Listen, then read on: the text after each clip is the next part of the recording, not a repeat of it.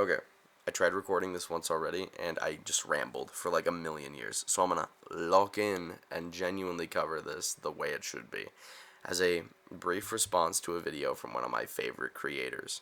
Again, like I just said, starting off the bat, I'm a massive IAmMyBrain fan and a massive Doug fan. I think they're both very smart people.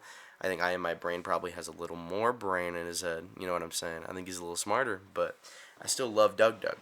And I think the heart of this issue comes down to a misunderstanding on both ends. Even though I do agree with IAmMyBrain more, I still think that you have issues when you analyze Doug's points, so I kind of want to go through them. First of all, your main point is that Doug does not understand the harm of AI and that he's too optimistic about it. Now, I find this true, but your post and your video lack a lot of the nuance that conversation entails, because the reason you are disappointed in him is his failure to acknowledge the harm that AI does, which is true. He does fail to do that, and that is disappointing, and I'd love to see Doug acknowledge that. And lying about the subreddit, but I'm going to be honest, I really don't care about that drama. Plus, if you want to be really pedantic and, like, be, the Doug Glazer, you could always say that when he said it was a hate Reddit for content creators, he's technically not wrong if you interpreted what he was saying as it's a hate Reddit for the Adventure Zone, which is technically true. I mean, I know it's not like a full-on snark subreddit, but, like, it's a bit of it pokes fun at them. Hate is an extreme word, but I get the point he's trying to grasp. Point aside, your main argument in your video is that Doug is framing AI in a way that's optimistic, in a way that it does things that it doesn't do. And same thing with your, like, Reddit post, is you say that, like, it lowered the barrier for entries in the business sector because you won't have to pay people to do certain jobs like being a secretary. Yes, he really said that.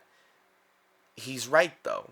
Like, I don't think he meant that you quoted him.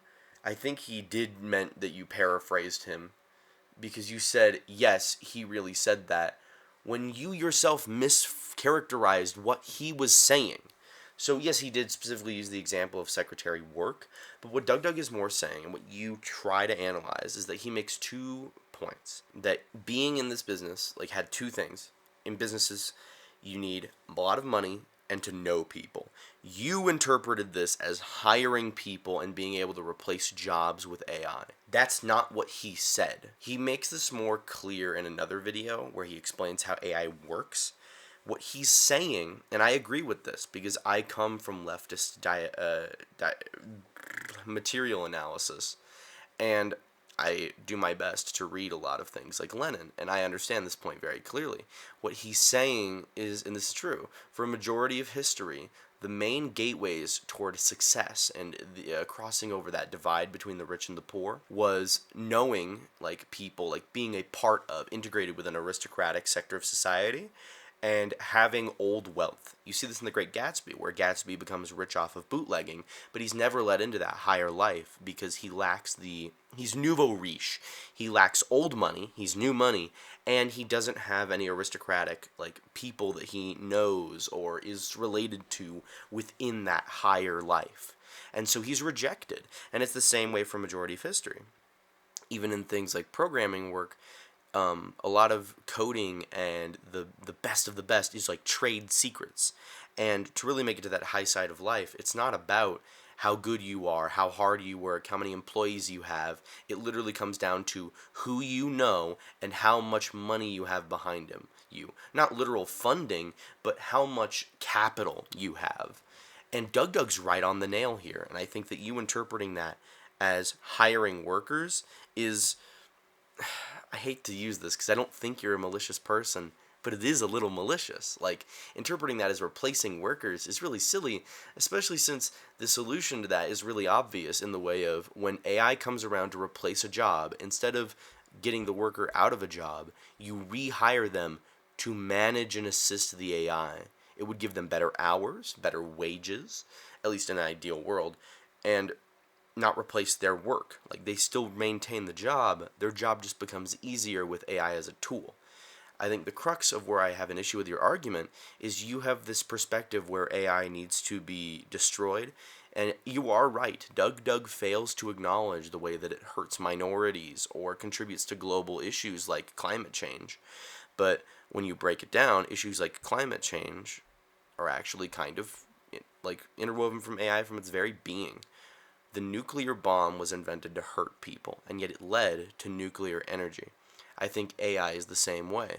AI was invented to do a lot of horrific things, like generating porn, and to replace jobs, and to generally act as a shrewd propagandist for corporate lobbyists.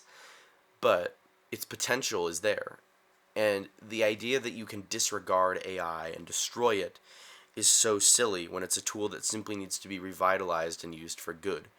Um, and I think, ironically, with that connection is it does need to be through nuclear power.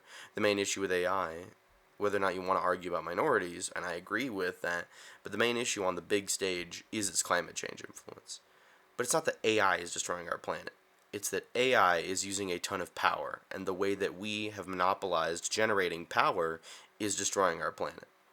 The solution at that rate is to not kill AI, it is to switch to nuclear energy and more renewable power sources, and to divest funding into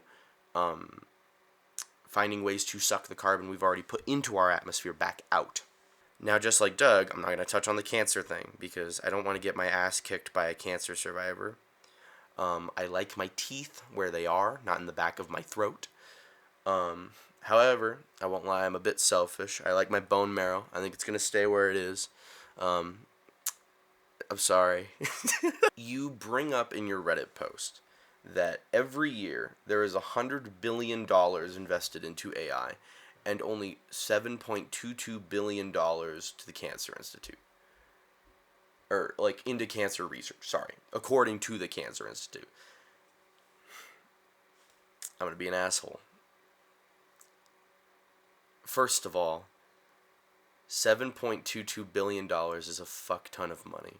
Like, even $1 billion can solve a lot of issues. Like, I get that it's spread out, and I get that it's not as much, but saying only 7.22 billion is really fucking silly, because that's a lot of money. That's a ton of money.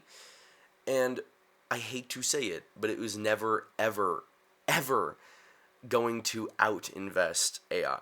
AI, of course AI has over 100 billion. I guarantee you it's over 200 billion. I genuinely believe that. Because I think your point of strawmanning 100 billion into AI for specifically solving cancer is really silly. Because AI is a multifaceted thing that does multiple tasks.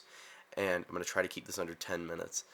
I think that you characterizing it to play to your specific issue is not accurate to what his overall point is.